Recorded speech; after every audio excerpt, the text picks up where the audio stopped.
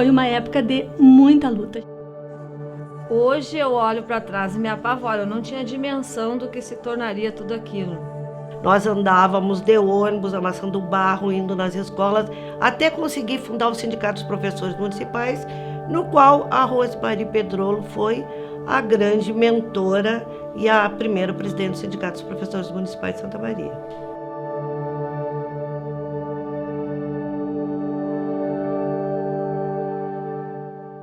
Eu passei na prova seletiva do município e comecei a trabalhar em 87, em outubro, se eu não me engano, outubro de 87, numa escola. Aí em 88 estourou uma greve dos municipários, a gente não tinha sindicato. A gente pertencia ao sindicato dos municipários. Aí, naquele momento, a gente começou a se organizar, fazer reuniões, nos encontrar, os professores, visitar a escola. Eu trabalhava em Itaara. Quando eu entrei no município, Itaara pertencia a Santa Maria. Faz tempo, né?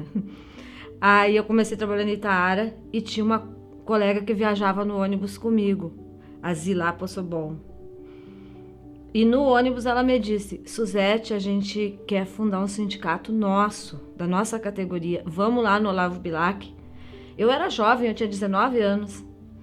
Aí eu não entendia nada, nem de sindicato, nem de política, não tinha formação nenhuma. Mas resolvi ir. Os professores resolveram sair, né, se separar do outro sindicato, porque nós não tínhamos os mesmos objetivos, né? Eles era diferente, a classe deles era diferente da nossa, né? Nós gostaríamos de mais prioridades no nosso setor, né? Eu tinha saído do meio dos bancários, mas eu já atuava no meio sindical, que naquela época era muito forte, né? Porque a gente estava saindo da ditadura militar. E então o meio sindical era muito fortalecido. A gente se reunia várias vezes, né? A gente se reunia com os colegas, os professores, né, todos, para discutir, para ver como é que a gente iria fazer, porque a gente acabou fazendo, era um plebiscito, só que não no local próprio, a gente visitava as escolas, né, para fazer isso. E eu, inclusive, junto com a Rosemarie, que foi a nossa primeira presidente, visitei todas as escolas do município na época. Eu e ela que íamos, né, nas escolas para ver o percentual de professores que votavam pelo sim ou pelo não da criação de um novo sindicato. Quando eu saí dos bancários, né, eu peguei o dinheiro que eu tinha ali e comprei algumas coisas que eu gostaria de ter. E uma das coisas foi um Fusca Azul. E aí, quando a gente estava naquela discussão de formar o sindicato ou não, era o nosso veículo para ir nas escolas, era com aquele Fusca que a gente ia em todas as escolas. E durante o início do sindicato também ainda usamos bastante ele. Onde a gente chegava, os professores já sabiam, tá chegando o sindicato. Bem, eu comecei a participar, eu já tinha uma longa experiência, que participava de movimentos estudantis, de grêmios estudantis, nas escolas públicas, depois na universidade, participava do DCE, enfim, já vinha de movimentos com experiência. Aí lá eu não tenho exatamente a data, mas 88, enfim, a Rose me convidou para que eu viesse fazer parte da diretoria do sindicato. Nessa época eu estava em sala de aula, na escola, e comecei um pouco insegura, porque a luta era grande, as dificuldades eram enormes, não existia sede própria. Foi uma briga muito grande com o sindicato dos municipários, porque eles não aceitavam, porque eles recebiam todas as nossas mensalidades e para eles isso era muito difícil. Eles abrirem mão desse dinheiro, né? Aí começamos a nos organizar, tivemos assessoria dos bancários, né? Fizemos uma assembleia no Bilac e criamos o sindicato. E aí, a partir da criação do sindicato, nós ficamos 1 ano sem receber as mensalidades, porque o outro sindicato contestava judicialmente, né? Aí, em seguida, quando nós começamos a receber a mensalidade, a gente alugou uma sede, aí começamos a funcionar mais como um sindicato mesmo, né? Já estruturado.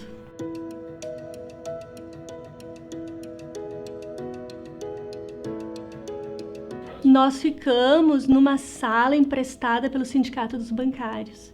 Aí ali a gente usava mimeógrafo eletrônico, a gente usava os telefones do sindicato e aquela sala. Os primeiros anos foram, né, dos bancários, junto com os bancários, embora eu não fosse cedida, né, no sindicato, porque eu trabalhava em Itaara, né, e eu nunca quis ser cedida, né, inclusive quando foi criado elas já queriam que eu ficasse, né, também. Eu digo, não, eu gostava de dar aula e lá em Itaara era maravilhoso, né. Daí eu vim, mas eu vinha toda semana, né, às vezes 2, 3 vezes por semana a gente passava no sindicato, porque eu e a Suzete trabalhávamos lá. E daí a gente descia e passava nos bancários, estava sempre a par de tudo que acontecia, e apoiando, levando folhetos e tudo para os professores, distribuindo no ônibus, tudo, né. Daí dali a gente foi para Bozano, para uma outra sede também, que não era muito grande, né, também.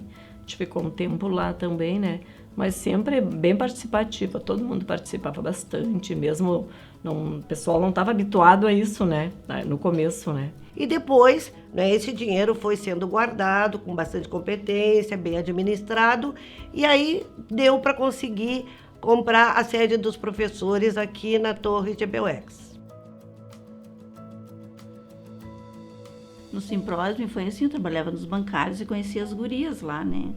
Daí as gurias me convidaram, daí eu só não esquecem de mim, que eu gostaria de trabalhar com vocês. E daí fui trabalhar com elas. A primeira pessoa que eu tive contato, assim, foi a Eva, né? E por isso que eu brinco que a Eva é patrimônio do sindicato. Com certeza, nosso patrimônio, nosso bem mais precioso é a Eva. A primeira administração do Oswaldo Nascimento, que foi antes de existir o Sindicato dos Professores Municipais, quando nós fundamos a associação, se caracterizou por uma administração extremamente perseguidora. Que ou estava com ele, ou se estivesse discordando dele, começava a perseguição. Então isso já demonstrou claramente. Eu estava cedida no sindicato nessa ocasião, aquele momento da cedência de 99 a 2001, e nós já vínhamos com... A greve ela aconteceu no segundo semestre de 2000, mas a gente já vinha com salários atrasados desde, eu acho que agosto de 99, né? E os professores, eles vinham sofrendo barbaramente com isso. Os professores precisavam fazer até empréstimos bancários para pagar contas básicas, assim, água, luz, telefone, aluguel, tudo atrasado. Quando o salário entrava, né, que ele entrava sempre atrasado, ele ia basicamente para pagar cheque especial, para pagar esses empréstimos. Claro que a greve é o último recurso, né? Então a gente, além da greve, a gente fez muitas mobilizações. A gente fazia caminhadas, atos públicos. Eu lembro que teve uma caminhada, normalmente a gente faz a caminhada do centro pelas ruas centrais, assim, né? Sai da praça e anda pelas ruas centrais. Teve uma ocasião que o sindicato usou a tribuna livre da Câmara de Vereadores para denunciar essa questão do atraso nos salários. E dali nós saímos encaminhados até o centro. Eu lembro naquela ocasião que muitos vereadores, assim, alguns vereadores até caminharam conosco. Bom, a gente fez várias manifestações, para mim, da greve do Oswaldo, que marcou, assim, eu era iniciante naquele momento, né? E teve um episódio que a gente foi pra praça e alguém, não me lembro quem exatamente, ou se foi uma iniciativa do sindicato, fizeram um caixão do Oswaldo Nascimento fechado, né? E fizeram uma caminhada, acampamento afora com aquele caixão, assim, foi muito... E na oportunidade eu tinha um lenço preto, assim, e eu sempre tive esse cabelo aqui, né? Igual da esposa do Oswaldo Nascimento. Puxei o lencinho na cabeça, me debrucei em cima do caixão e chorei com pompas e glórias. Então, assim,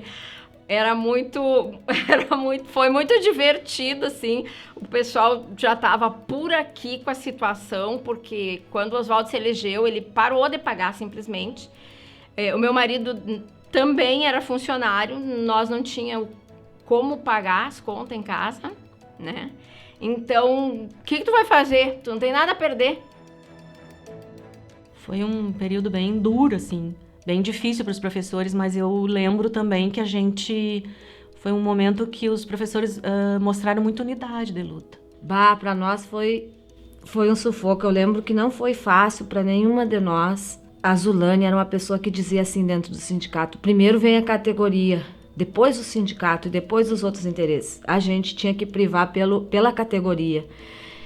E o salário atrasado, as pessoas com dificuldade. Foi uma grande mobilização, onde fazíamos paralisações, onde os professores, me parece, que se sensibilizavam cada vez mais com assembleias extremamente participativas e que é necessário que a gente continue fazendo cada vez mais isso, porque a prática que se quer hoje é desmobilizar cada vez mais os sindicatos. E naquela época nós mobilizávamos muito. Eu acredito que a greve do Oswaldo Nascimento tenha sido a mais significativa em termos de mobilização da nossa categoria, sim, é verdade, porque mexia no bolso diretamente, né? As pessoas sem salário, e isso é muito, muito significativo, as pessoas vão para a rua mesmo reivindicar seu salário. Mas eu acho que também, quando a gente passou a reivindicar a lei do piso para nós, também foi bem representativa, assim, a participação dos professores.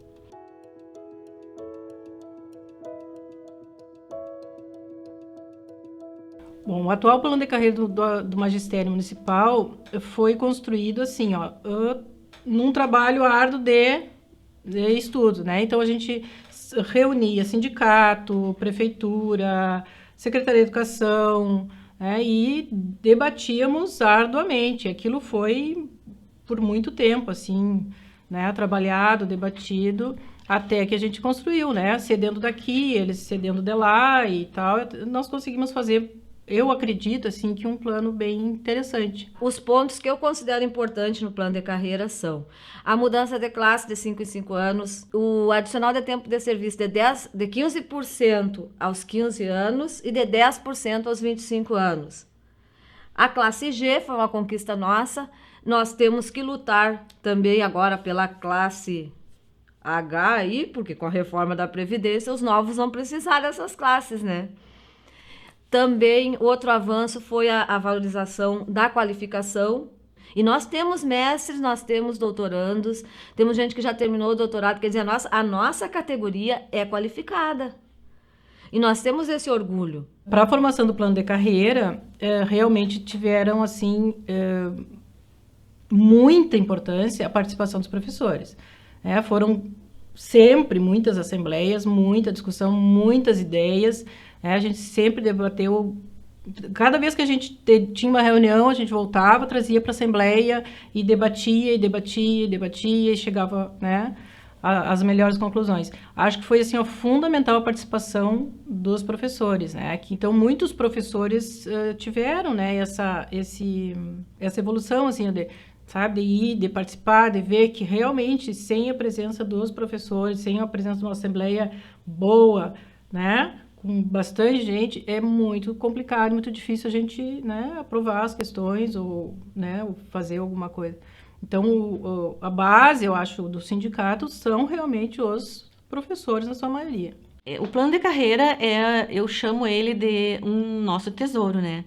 Porque a gente tem que defender o plano de carreira que a gente tem hoje, porque ele é um bom plano de carreira, tanto que ele serviu em algumas ocasiões de exemplo para municípios aqui do redor de Santa Maria, para usavam o nosso plano de carreira para montar os seus próprios planos de carreira, né? Então, assim, eu digo que ele é um tesouro que a gente tem que defender com unhas e dentes. Então, eu considero que foi um dos movimentos maiores, uma das maiores mobilizações que eu lembro de assembleias lotadíssimas em vários locais da nossa cidade pela conquista de um plano que desse, de fato, valorização e qualificação para os professores.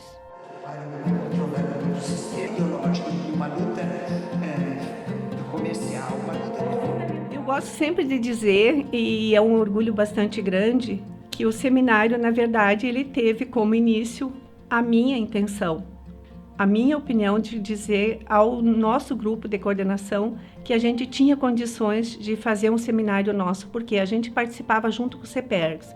E aí, no primeiro momento, a gente participou, daí no segundo ano a gente participou também, junto com eles, e eu cheguei e disse para o grupo de coordenadores, eu acho que a gente tem condições de fazer um seminário especificamente nosso.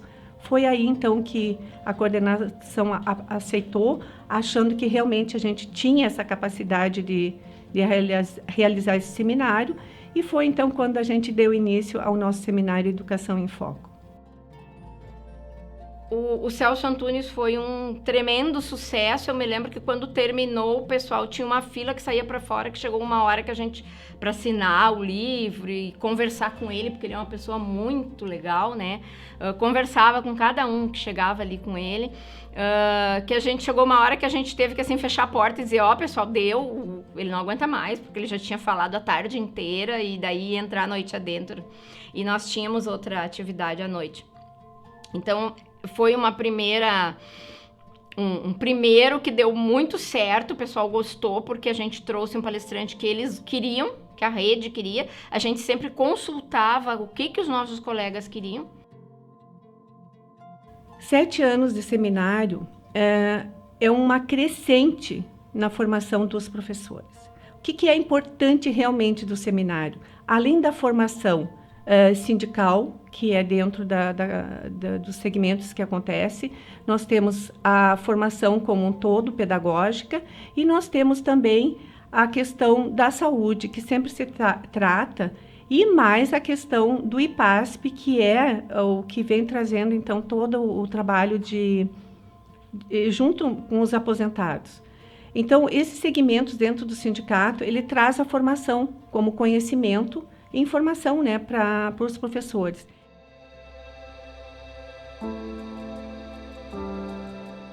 O processo de aquisição da sede do sindicato, da nova sede do sindicato, se deu em função de que nós gostaríamos de um espaço maior para oferecer para os nossos sindicalizados. E aí, no momento que a gente resolveu ampliar, porque ela estava muito pequena, a gente não tinha mais espaço ali, nós procuramos, né, várias casas, vários imóveis, até que encontramos, então, onde é a sede hoje. E aí a gente fez uma assembleia geral, né, o que foi aprovada a compra, nós, né, fotografamos, levamos, mostramos os slides e tal, e o pessoal aprovou a compra da sede atual. Então, eu acho assim, para o professor chegar no sindicato, se sentir na sua casa, né, que o sindicato é a casa do professor, eu acho que o espaço, o que tem ali, fundamental. Nós temos um grupo enorme de aposentados que participa, que atua, e nós também temos professores na ativa que participam dessas oficinas que tem de pilates, de dança, e a gente vê o entrosamento, elas se reúnem, elas viajam junto. Então, isso eu acho muito positivo, dá uma outra... Isso nós não tínhamos como fazer lá na outra sede. Então, os aposentados, quando eles se aposentam, eles não ficam inativos, certo? Eles estão aposentados, mas não estão inativos, eles estão sempre acompanhando a luta dos trabalhadores que estão nativas ainda. E muitas vezes são eles que levam a luta, né, junto. Então, é importante para eles também não ficarem, vamos dizer assim, marginalizados, esquecidos, né? Então, eles estando participando, eles também estão fazendo a luta, construindo aquilo que eles ajudaram a conquistar. Bom, o Simprosme hoje, nesses seus 30 anos de história, né, conseguiu construir várias situações de oferecer coisas novas para os seus representados. Então, até a sede que nós temos hoje, né, ela foi pensada no sentido de poder oferecer oportunidades, né, de estar junto da categoria. Então, nós temos lá dentro da sede oficinas que são desenvolvidas, oficina de artesanato, oficina de dança, o pilates, atividades de promoção da saúde, que é o momento das pessoas também estarem juntas. Oferece assistência jurídica, né, através da sua assessoria, e oferece oportunidades de formação. Nós temos o seminário Educação em Foco, que é um momento de formação, mas também oferece outras oportunidades de se encontrar e de estar junto. Além disso, eu acredito que o Simprosme, ele oferece especialmente o sentimento de categoria, né? O não estar sozinho. Nesse sentido que eu acho que, independente do que o sindicato ofereça em termos de assistências em outros campos, o que a gente precisa reconhecer que o Simprosme é um sindicato de luta. E é um sindicato que garante ao seu professor que vai estar, sim, defendendo a sua categoria, que vai estar, sim, buscando os seus direitos na rua, nas escolas, né, dentro do sindicato, onde precisar.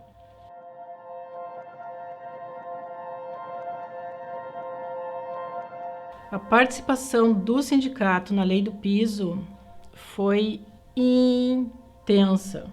Eu digo que foi exaustiva, que foi até dolorida. Nós tivemos assim muitas reuniões, nós tivemos participação em congressos, a gente debateu, e a questão na época era, eu não lembro assim a parte exata assim da lei, mas eu lembro assim que era uma letra, era uma palavra que modificava, era um E, se tivesse o E ou se não tivesse o E, e aquilo foi um debate assim exaustivo. Foi um debate assim, a gente trouxe, eu lembro que nós trouxemos para o seminário, a gente trouxe na época, né? Nós trouxemos pessoas para debater sobre isso, né? As pessoas que estavam envolvidas em fazer, né, a questão, a lei do piso. Mas foi muito, muito, muito, muito debatido, foi muito trabalhado. Como é uma classe ainda muito marginalizada, muito discriminada dentro da sociedade, professor é professor. E a gente sabe da importância dos professores. Ela veio nos fortalecer, porque daí foi uma corrida, nós estávamos filiados ao CNTE, a Confederação Nacional dos Trabalhadores em Educação, que é a nível nacional, e esse órgão também nos auxiliou muito a entender a lei do piso e o que seria de lei realmente para nós.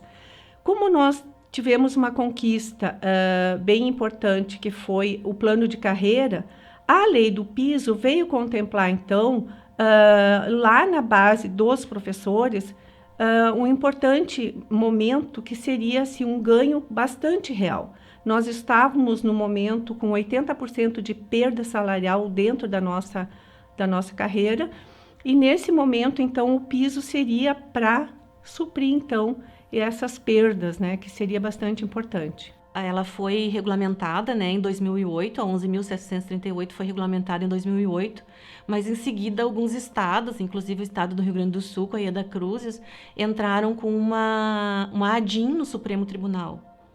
E mesmo sem o resultado dessa ação de inconstitucionalidade que foi movida por esses estados, nós aqui em Santa Maria resolvemos que nós iríamos lutar pelo piso, independente de esperar o resultado dessa ação.